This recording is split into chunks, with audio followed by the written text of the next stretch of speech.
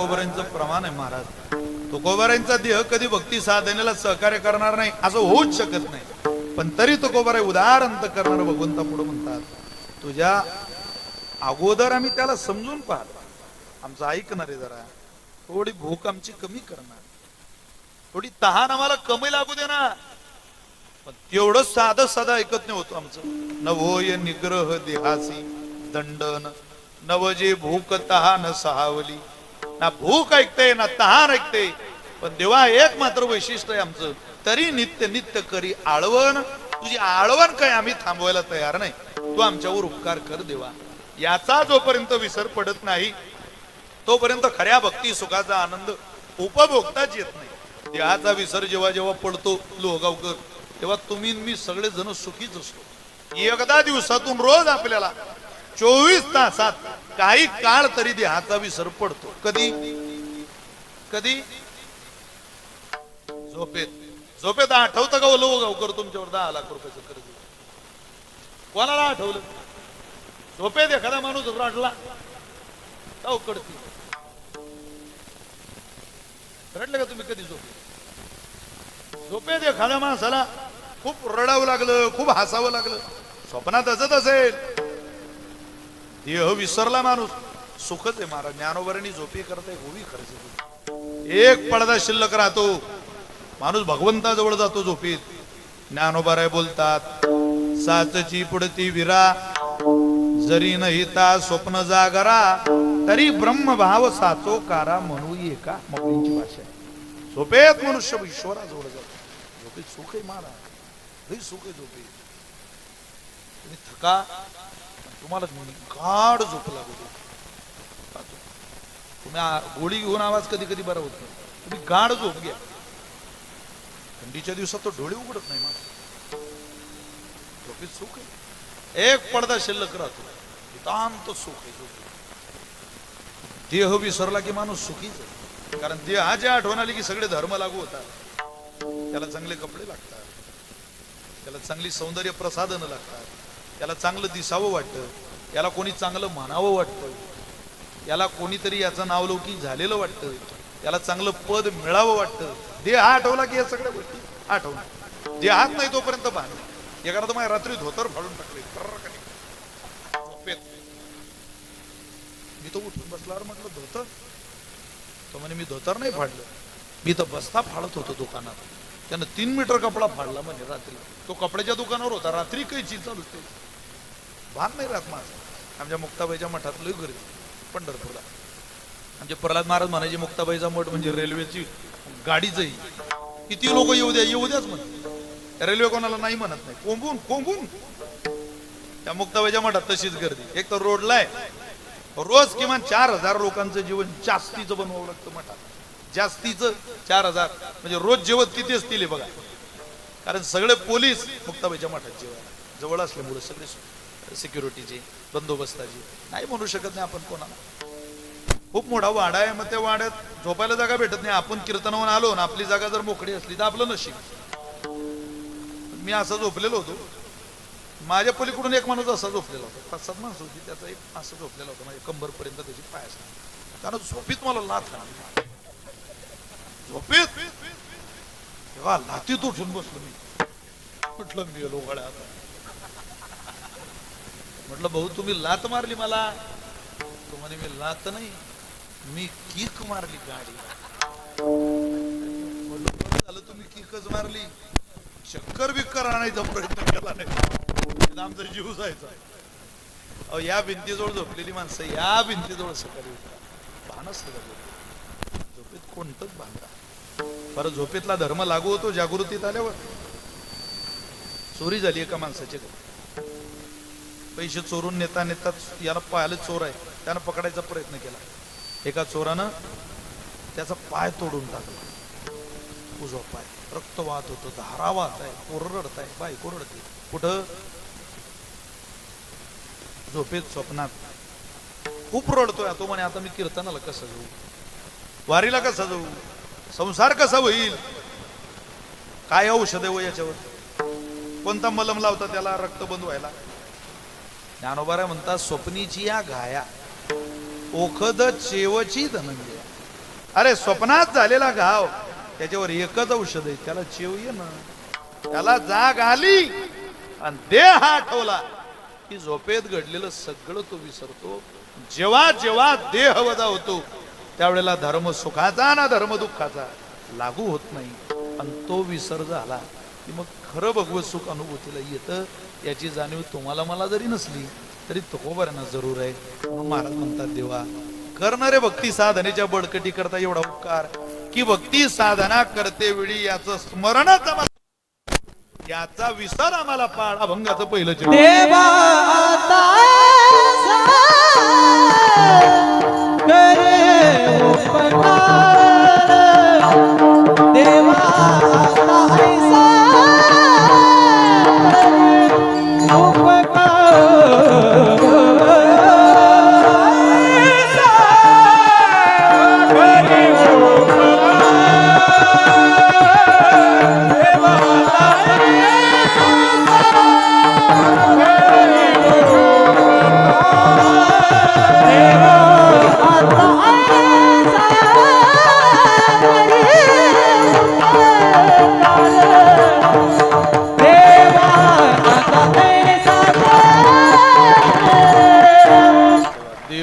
ताईसा करी उपकार.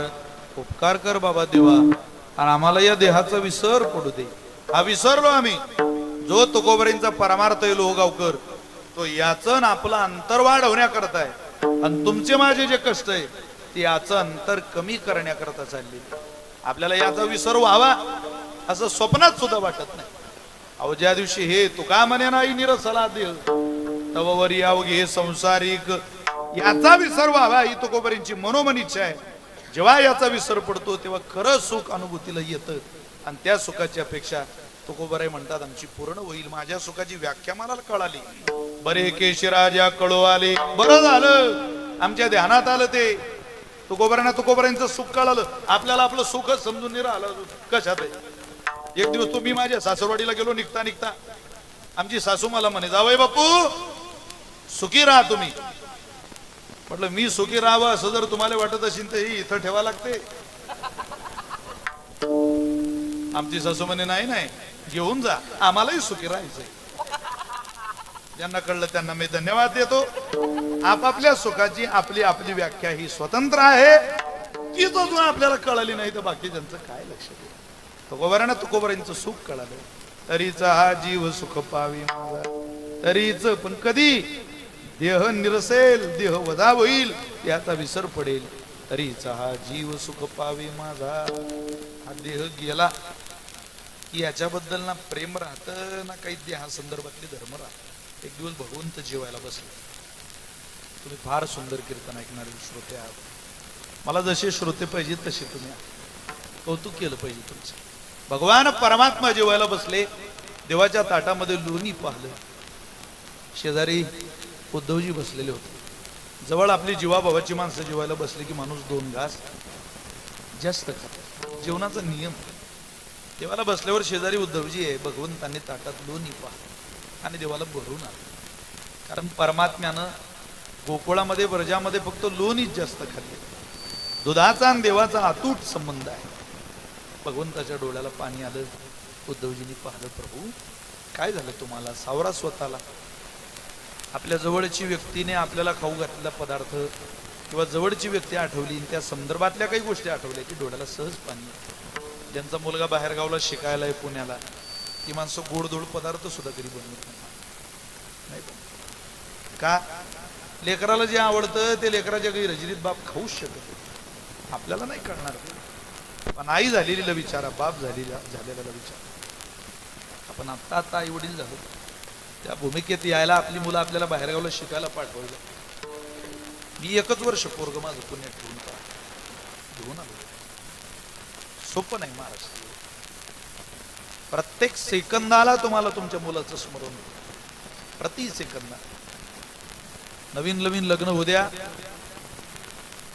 आणि मुलगीचं नेमकंच संसारिक जीवन चालू होऊ द्या, महिना होऊ द्या, आणि पोरीला जर एखादा खाऊ आवडत असला आणि बाप जर बाजारात गेला आणि लेकीला जर मिठाई आवडत असली, बालुशाही आवडत असली, जिलेबी आवडत असली माव्याची, आणि तो बाप या नात्यानं त्या हॉटेलवर गेला. मला वाटत नाही महाराज लेखबाई विदा झाल्यावर लेकीच्या आवडीची जिलेबी बापाच्या घशाच्या खाली. त्याला 100% माहिती असतं हे माझ्या पोरीला आवडतं, मी कसं. भगवंताच्या डोळ्यात सहज पाणी आलं. उद्धवजींनी विचारलं, उद्धवजी फारच जवळ भगवंताच्या काय झालं? मला त्या गोपिकांची आठवण येते. गोपिका म्हणजे केवळ महिला नव्हता, त्या जान वेद गर्भीच्या श्रुती, श्रुती रूपी नवे मतप्राप्ती, म्हणून या पोरल्या नीती नीती सुखसंगती न पोवेती. गोपी म्हणजे प्रत्यक्ष प्रसाद आहे महाराज, प्रत्यक्ष अनुभूती आहे भगवत साधनेची.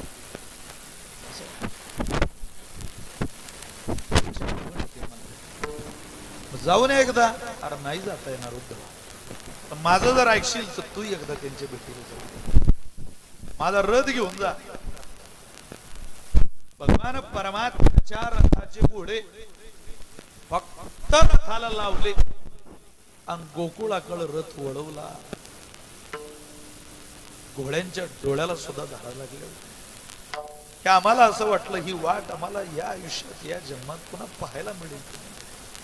गळा गळा गळा गळा प्राण्यांचं प्रेम असतं महाराज. नौखा बैल तुम्ही 2 दिवस जर त्याचे डोळे भिजलेले पाहिले नाही, तुम्ही शेतकरी म्हणून देऊ शकत नाही. शेतकरी म्हणून देऊ शकत तुम्ही 1,00,000-2 लाख रुपयाचा बैल आणा.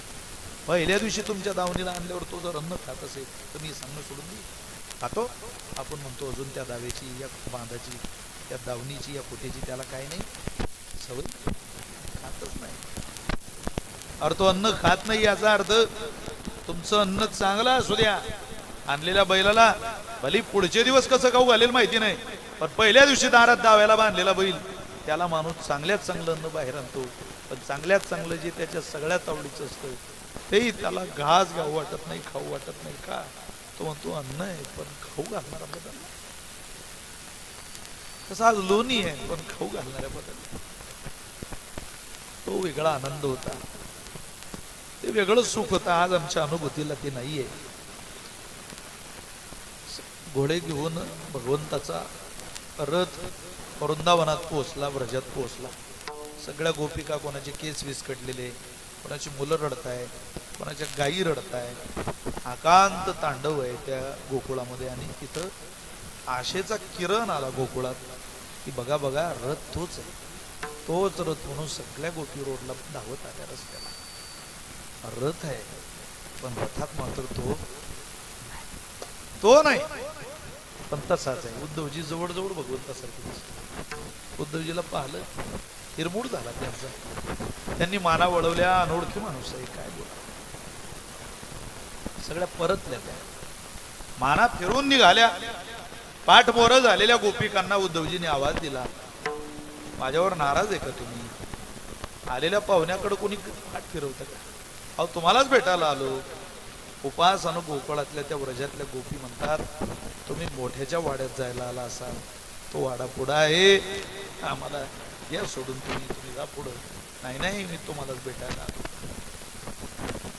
एक गोपी तिकडं पाहतच नाही, सगळं पाहत. उद्धवजीने विचारलं तुम्ही जरा तिकडं पाहता? ते म्हणे माझ्या हातात चित्र आहे, त्याच्यामुळं मला ते तुमच्याकडे बघता येणार. काय चित्र आहे? तिनं मान फिरवली. सुंदर भगवान श्रीकृष्णाचं चित्र, पूर्ण चित्र रेखाटले. चित्र गंधा नावाची गौडण. पण देवाच्या चित्राला तिनं पाय काढले. चित्र पूर्ण पण पाय नाही. उद्धवजींनी विचारलं माय इतकं सुंदर चित्र काढलं मग पाय का काढले नाही? अगं रंग नव्हते का? पेन्सिल नव्हती का? कोणत्या साहित्याची कमतरता होती का? का काढले नाही पाय? त्या गोपिकेनं दिलेलं उत्तर आहे उद्धव महाराज, अगोदरच तर परमात्मा गोकुळातून निघून गेला. आता जगायचा सहारा एवढं चित्र शिल्लक आहे. या चित्राला जर पाय काढले असते तर हे चित्रही मथुरेत निघून गेलं असतं. तर आम्ही नेमकं कोणाच्या सहाऱ्याने जगू काय हे प्रश्नचिन्ह माझ्या जीवनात उभं राहिलं असतं. म्हणून मी पाय काढले. इतक्या एकरूप झाल्या या. त्याला काही सांगायचंय का निरोप? त्याचा काय निरोप आणला तुम्ही? त्याचा एवढा निरोप आहे की तुमची त्याला रोज आठवण, रोज तुमचा काय निरोप देऊ त्याला? त्या गोपिका सांगतात त्याला फक्त एवढं जाऊन सांगा की तू ज्यांना जीव लावला त्या सगळ्या गोपिका मेल्या, आता ते जिवंत नाही. खोट्या बोलताय तुम्ही, तुमचं तर लय वर्णन करतो तो, आणि तुम्ही खोटं बोलता दादांत. अरे जिवंत असून त्याला मेल्या असा निरोप कसा देऊ? त्यावेळेला गोपिकांनी दिलेलं उत्तर मला इथे अपेक्षित आहे. त्या म्हणता महाराज जे जिवंत आहे त्याचा आणि याचा काही संबंध नाही, आणि जे मेलंय ते आजही त्याच्या पायावर आहे. त्यानं गोकुळ सोडलं काय आणि तो इतर राहिला काय? ज्याचा आमचा संबंध होता तिथं आम्ही सोडलोय, आणि जे आता शिल्लक राहिलंय ते आम्हाला फक्त जगवतंय, पण आमच्या सांसारिक जीवनाकरता व्यावहारिक जीवनाकरता त्याला लागणारं मात्र आम्ही संपवलेलं आहे. जाऊन सांगा अरे जे त्याचं होतं ते कधीच मेलं, आणि जेवढं शिल्लक आहे ते त्याच्या काही कामाचं नाही. त्याचा अर्थ असा आहे त्यांनी अख्खं जीवन शरीरम आद्यम खलु धर्म साधनम खलू, निश्चयानं हे शरीर भगवंताला समर्पित केलं. संसारात शिल्लक राहिले, आता आमचा आणि त्या देहाचा अर्थार्थी संबंध राहिलेला नाही. देह नवऱ्याला लागतोय तो घेत राहील, आणि देह संसाराची कामं करायला लागतोय, संसाराची कामं करत राहील. जे भगवंताला लागतं तेवढं आम्ही त्याला दिलंय. देहाची आठवणच आम्हाला आता राहिलेली नाही. खरोखर त्यांच्या प्रकारातले अनेक प्रमाण आहेत गोपिकांची. नाठवणी कामधंदा, काय आठवतं त्यांना? केव्हा विसरली कामधंदा, सासू सासऱ्याची नाही मर्यादा, कोण जावा कोण त्या नंदा, वृत्ती वेधली परमा नंदावो नंदावो नंदा, पावा गोंगडी घेऊन पायी, पावा गोंगडी घेऊन पायी, आरोग्या हरपल्या भाव, जन्म मरणाचा पुसियला ठाव, वृत्ती स्वानंदे पुरली पहाव, सेना म्हणे भाग्य उदय उदय उदय. 2 तास देव विसरत नाही आपण. नाही म्हणता आपले कान, आपले कान म्हणता हे नाही आम्हाला कथा नका सांगू, आम्हाला तुम्हाला अभंगाचा उपक्रम उपसंहार नका सांगू, आम्हाला तुम्ही खळखळ हसवा फक्त. भले तुम्हाला कमरेच्या खाली बोलावं लागलं तरी चालेल, पण आम्हाला हसवा. काय आपले काय देहाने परमार्थ काय तुकोबऱ्यांचं जरूर मान. अवघा निरसला हा निरसो विज वजा कर याला, आणि तो जोपर्यंत वजा होत नाही तोपर्यंत आमची भक्ती साधना आम्हाला फल देत नाही, आमचा जीवाला सुख मिळत नाही. तरीचा हा जीव सुख पावे माझा, बरे केशी राजा कडू आल्यावर तुकोबर आहे, त्याला माझ्या उपकाराची काय गरज आहे? बऱ्याच माणसं 70 रुपयात देव विसरतात. 70 मी माहिती घेऊन बोलतोय, आपण खोटं बोलत नाही. 70 रुपयात माणसं देव विसरतात. आमच्या गावात 3 पंक्ता बसल्या, तिन्ही उठल्या तरी 2 जण जेवत होते, जेवूनच राहिले. त्यातला शेजारी दुसऱ्याला म्हणे तिरमक लेका 3 पंक्ता उठल्या तरी आपण जेवून राहिलो. तिरमक आता जादा झाली ना आपली, तिरमक डोकेबाज. तो म्हणे जेव जेव, लग्नाच्या पत्रिकेत जेवणाची वेळ 12 ते 3 जेव. आय देहावर गडी. अरे एकाले तर डुक्कर चाटायला लागलो गटारीत पिरेला, आणि तिकडून डुक्कर आलं चालत चालत. अरे त्याला वाटलं बापा आपल्या गटारीत कोण आलंय, तर डुकरानं चाटायला सुरुवात केली. चाटता चाटता त्या डुकराची शेपटी याच्या हातात आली. हा म्हणे आली तू सुरेखा, काऊन बिघडला इतका?